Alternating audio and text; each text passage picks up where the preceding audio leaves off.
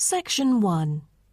You will hear a telephone conversation between a teacher from the Art Centre and a female student's father about her art courses. First, you have some time to look at questions 1 to 3.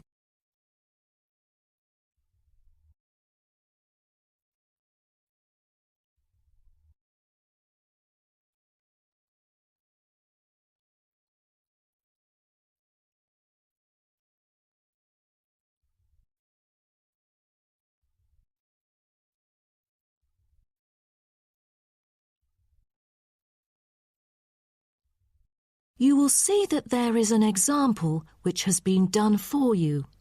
On this occasion only, the conversation relating to this will be played first. Good afternoon. May I speak to Emma's parent? Afternoon. I'm her father. Who am I speaking to? This is Emma's teacher, Jane Carson, calling from the Arts Centre. I'm just calling to talk about her drama class at the centre. Oh, thank you for calling. How's Emma doing in drama class? You know, she just transferred here last month, unlike the others in her class who have been taking the course the whole semester since June. So I'm a bit worried that she might not fit in so well. The father says his daughter Emma has been taking the course since last month, so C has been circled as the answer. Now we shall begin. You should answer the questions as you listen, because you will not hear the recording a second time. Listen carefully and answer questions 1 to 3. Good afternoon. May I speak to Emma's parent? Afternoon. I'm her father. Who am I speaking to? This is Emma's teacher, Jane Carson, calling from the Arts Centre. I'm just calling to talk about her drama class at the centre. Oh, thank you for calling. How's Emma doing in drama class? You know, she just transferred here last month, unlike the others in her class who have been taking the course the whole semester since June. So I'm a bit worried that she might not fit in so well. There's no need to worry. She exhibits a strong performance in her drama class. Is that so? Yes, she didn't adapt to the new environment as quickly as I originally expected, and seemed a bit shy at first, but a few days later she made a couple of friends and became more talkative and also more involved in class. Emma really is a role model for others because she has always been an active participant during class. She voices her own ideas and is very creative. I didn't expect that, but I can tell that she really enjoys the course because she's been talking about it at home frequently these past few weeks. That's great to hear. Interest is always the best teacher. I also have to inform you that there's been an adjustment in the timetable of the drama class next term. Why is that? It's not that the music room that we currently use isn't available.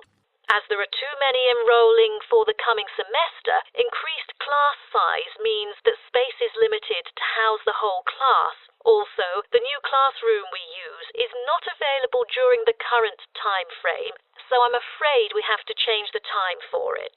I see. So when would it be? As you know, the current class begins at 3:15, but the new time of the drama class would be 4:45. I'm afraid I have errands to run during that time.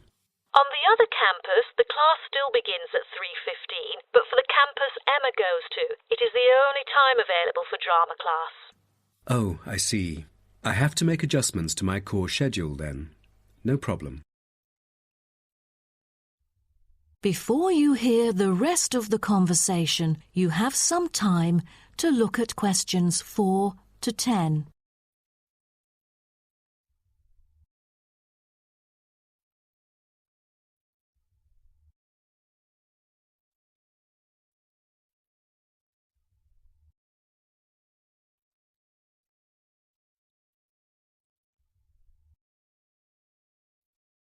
Now listen and answer questions 4 to 10.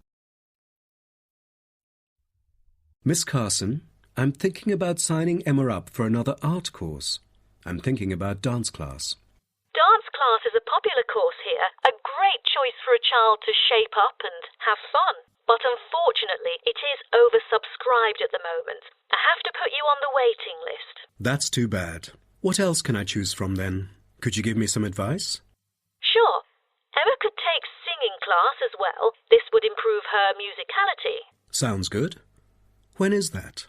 It is held every Friday evening. That's too bad. Emma already has a swimming class earlier that evening. It will be too late for her to come home if she takes this course. There is also a vocal course available. Emma's got a great voice. I'm sure she'll stand out in the class. Tell me about it. The vocal course starts at 4:30 p.m. every Tuesday. It isn't fully booked yet. Great teacher, experienced and beloved by students. The price is a bit higher though. How much is it? It's $110. Oh, that's too much. Way over our budget. We have to cover the extra cost if we choose it. Or maybe Emma could take music class. What is it about? Learning about songs and musicals. Well, the students have the opportunity to play different instruments like the piano, drum and so on. They can also learn to write music under professional guidance. That's exactly what Emma is eager to learn. How much would it cost? It was $63 last term, but this term it is $85, $22 more than the original price. We can afford that. When does the course begin? The course starts on September the 7th. Can we start 1 week later, on September the 14th? My daughter will be on a trip to France with her mum on the 7th. No problem, and the teacher for the class is Jamal Curtis. Just contact him if you have any further questions regarding the course. Jamal Curtis? How do you spell Curtis? Oh, it's Curtis. Thank you. That is the end of section 1. You now have half a minute to check your answers.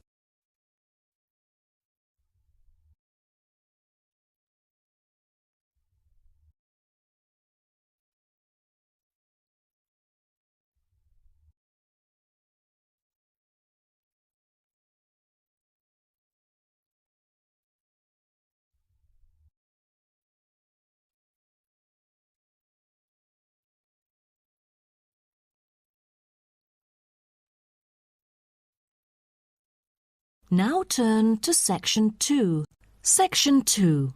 You'll hear a coordinator for the annual ski and snowboard exhibition talking to the audience about some practical information for the whole event.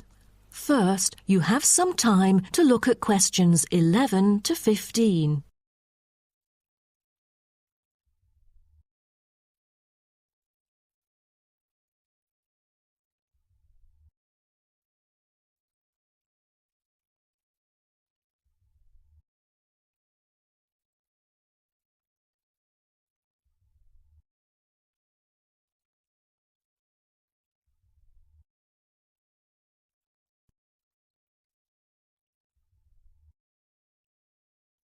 Now, listen carefully and answer questions 11 to 15. Good morning, everyone, and welcome to the annual ski and snowboard exhibition held from April the 8th to 17th. I am Mary Granger, coordinator of the event this year. The 10-day event features many highlights. As a snow sports lover, I know you are looking forward to a great time here. Now, I'd like to offer you some practical information about the whole event and what to expect from it. This might be the first time coming here for some of you, so for those who are still wondering about the right accommodation, I recommend Sky Hotel.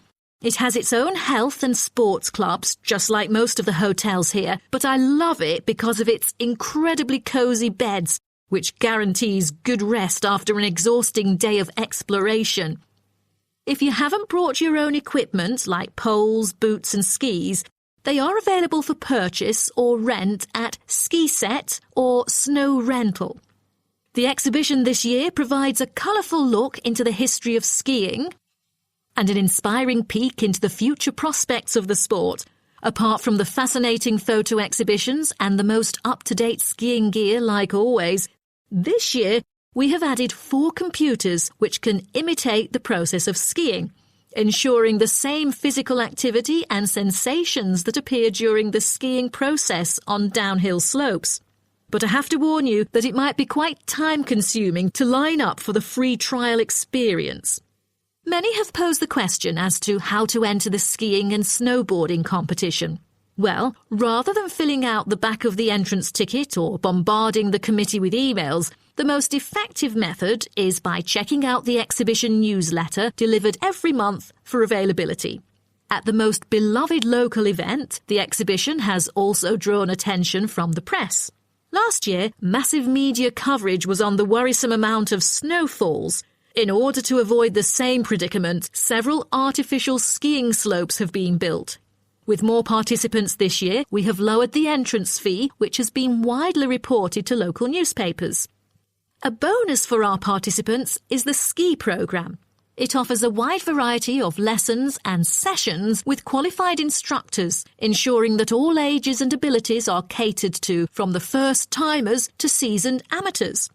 I strongly advise you to sign up for the programme, as it is offering an unprecedented 30% discount. That's mainly because we are cooperating with the programme organiser, who promises affordable prices only for the participants of the festival this year. Before you hear the rest of the talk, you have some time to look at questions 16 to 20.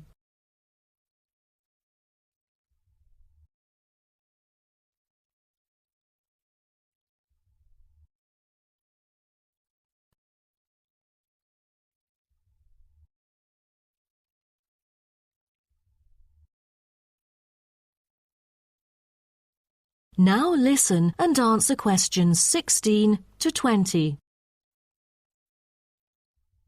Now, I would like to introduce you to the list of presentations during the following week so that you can better plan your schedule. The first presenter, Simon, is one of our best ski instructors. As an experienced instructor, he will inform you about the dangers that face skiers and snowboarders. Accidents happen mostly to those who are careless or ignorant. Good risk management involves considering both the probability and consequences of an accident.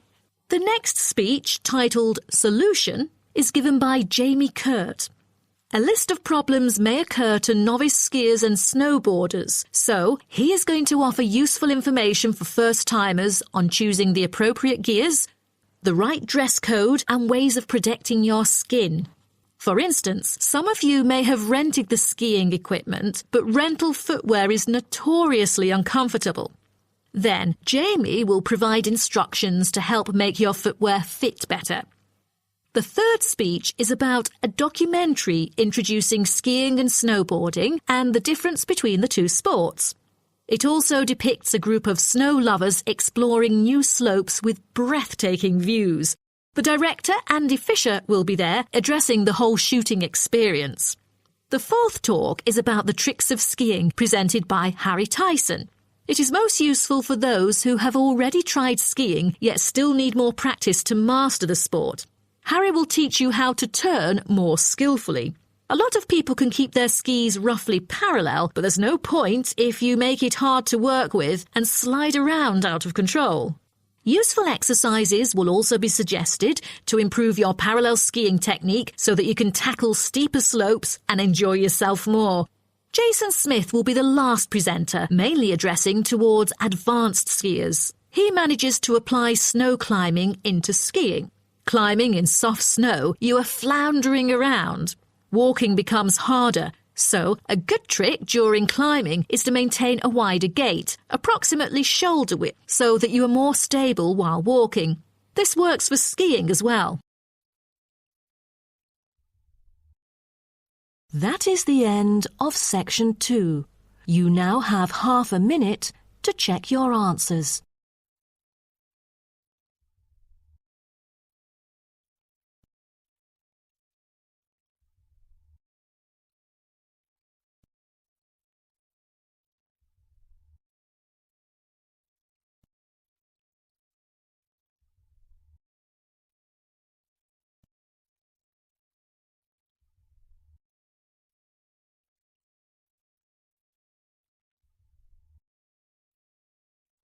Now turn to Section 3. Section 3. You will hear a student called Jerry discussing a pedagogy course with his tutor. First, you have some time to look at questions 21 to 23.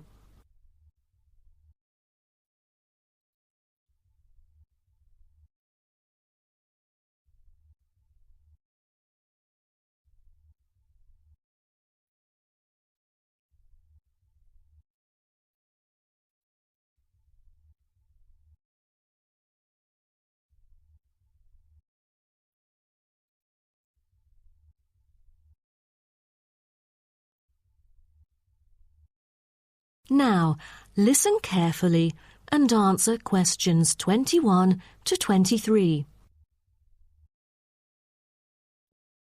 Jerry, how did it go with preparing your lessons? Is there anything you would like to discuss? Well, this is actually the first time that I have ever taught in an elementary classroom. After 8 years of learning pedagogy, I want to practice what I've learned in an instructive manner. But I'm a bit stuck right now. The topic I want them to research is a bit hard for pupils. I'm afraid that they won't be able to handle it on their own. So I need new ideas on designing more effective teaching methods. Mr. Carter, do you have any suggestions? Well, you should probably read this book called Professional Learning, written by J.K. Simmons. He is a professor who just transferred here last semester, but is already popular amongst the students for his creative teaching methods. There is an extensive range of learning approaches mentioned in the book, including approaches for team research, which might be helpful to you.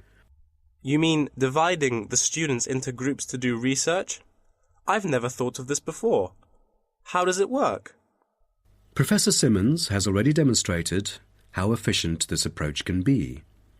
Basically, it aims to increase cooperation between students so they can present the results in a collaborative fashion.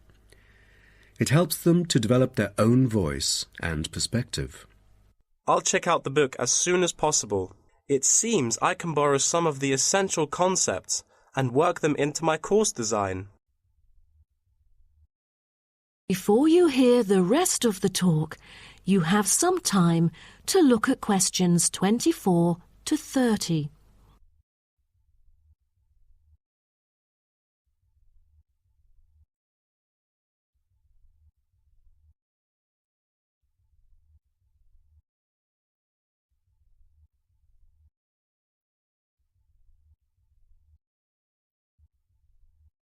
Now listen and answer questions 24 to 30. Well, I was thinking maybe I could use both observation and non-observation as a part of my teaching methodology. Could you take a look at my teaching plan? Sure. What kind of observational methods do you have in mind? For the observational part, I intend to include two approaches.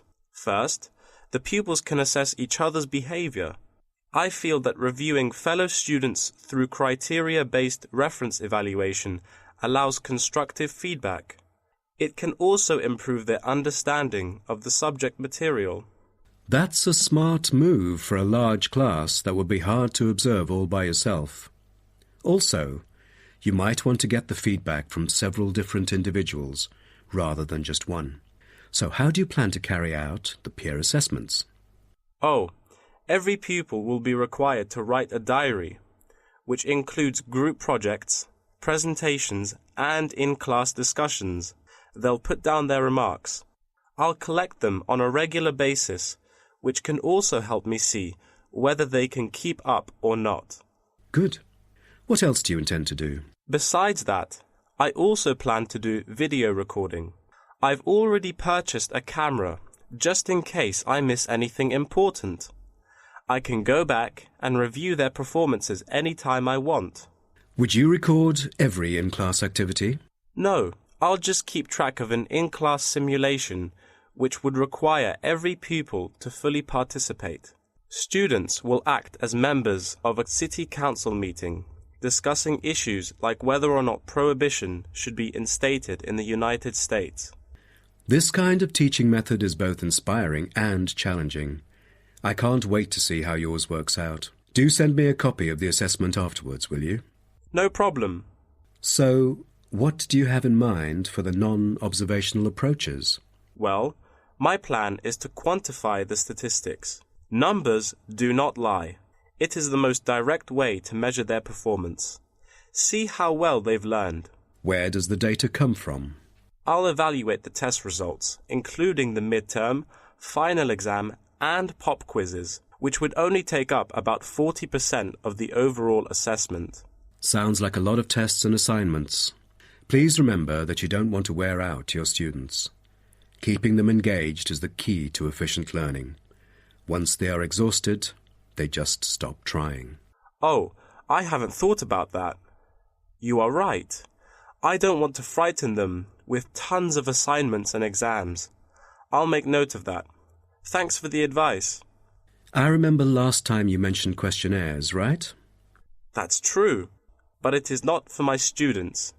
In fact, they have to design their own questionnaires and choose the respondents using the internet. As a complement of other teaching activities, it would deepen the creative learning process.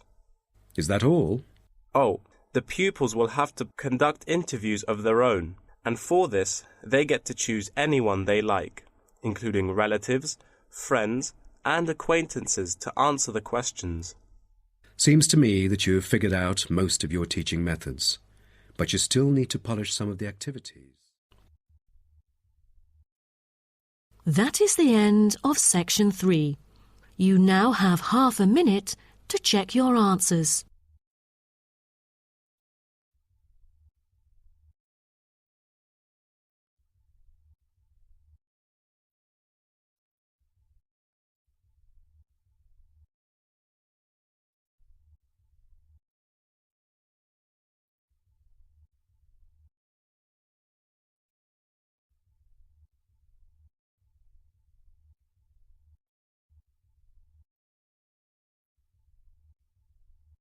Now turn to section 4.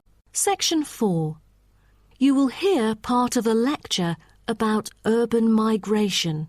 First, you have some time to look at questions 31 to 40.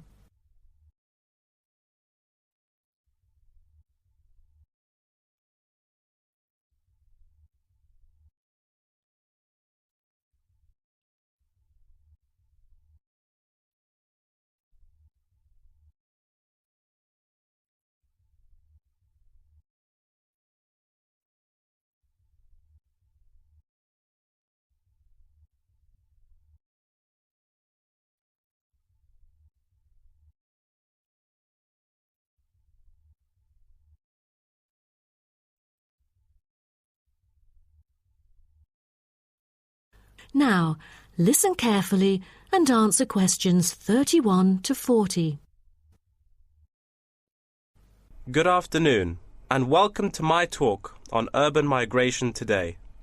The world has experienced unprecedented urban growth in the recent decades. As much as 3% of Earth's landmass has been urbanized, an increase of at least 50% over previous estimates.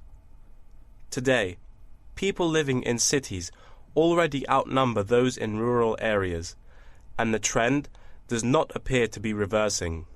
In addition, cities have larger amounts of carbon consumption than rural areas. This is a result from two major aspects. First, with the increase of urban population around the world, the massive construction of urban infrastructure and residential housing is hard to avoid. Second, urban households have a higher rate of car ownership and use more gasoline products. Even though rural exodus is often negatively judged, there are also benefits of migration shared by the local environment and the society as a whole. Well, firstly, global trends of increasing urban migration and population urbanization can provide opportunities for nature conservations, particularly in regions where deforestation is driven by agriculture. As rural dwellers leave their homes, local forests are left to recover. What's more, it is easier for city dwellers to get around. Living in the country means transport can be very difficult. For instance, after midnight there are no buses or taxis in the countryside. However, there is still a number of public transport modes to choose from in the city. Finally, with more funds and advanced technology, cities endeavor to produce clean energy. New power plants have been built to take harmful methane gas created by the decomposition of rubbish and convert it into electricity. By doing so, an important greenhouse gas is turned into useful energy rather than being directly emitted into the atmosphere. The hustle and bustle of city life offers women the opportunity to explore different professions and pursue their own careers. Women in cities work as engineers, managers, and even football players. This change of roles has affected their marital status and family life. More women are choosing their careers over marriage, which raises the graph of late marriages. As a result, more are remaining single well into their late 30s. They want to be independent and earn money on their own.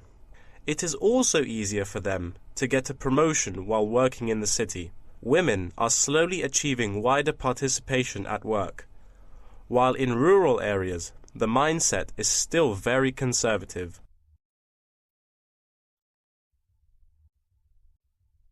However, cities also change the way that humans interact with each other and the environment, often causing multiple problems. In general, urban wages are significantly higher, so moving to the city is an opportunity to earn what was impossible in rural areas.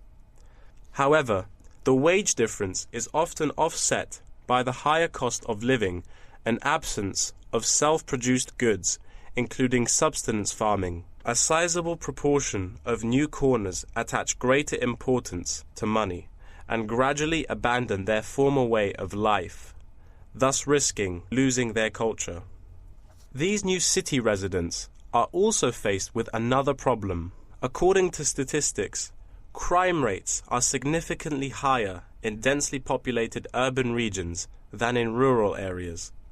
For instance, property crime rates in our metropolitan areas are 3 to 4 times as high in comparison to the rates in rural communities. Immigrants, upon arrival into cities, typically move into the poor, blighted neighborhoods because that is where they can afford to live.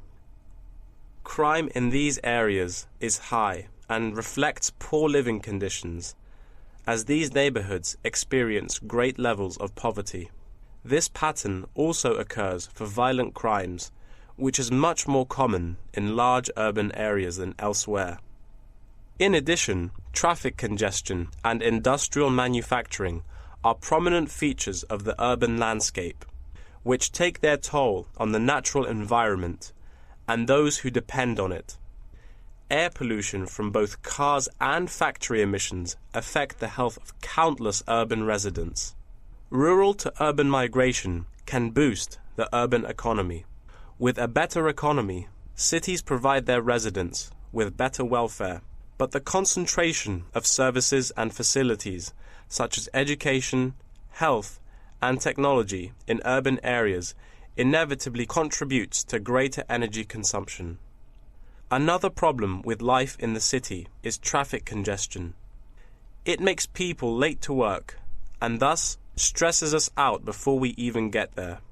Deliveries can't arrive on time, gas costs money. The quality of life of those commuters starts to decline. What's worse is that if congestion makes it harder to match the right workers to the best jobs, it is economically inefficient as well. That is the end of section 4. You now have half a minute to check your answers.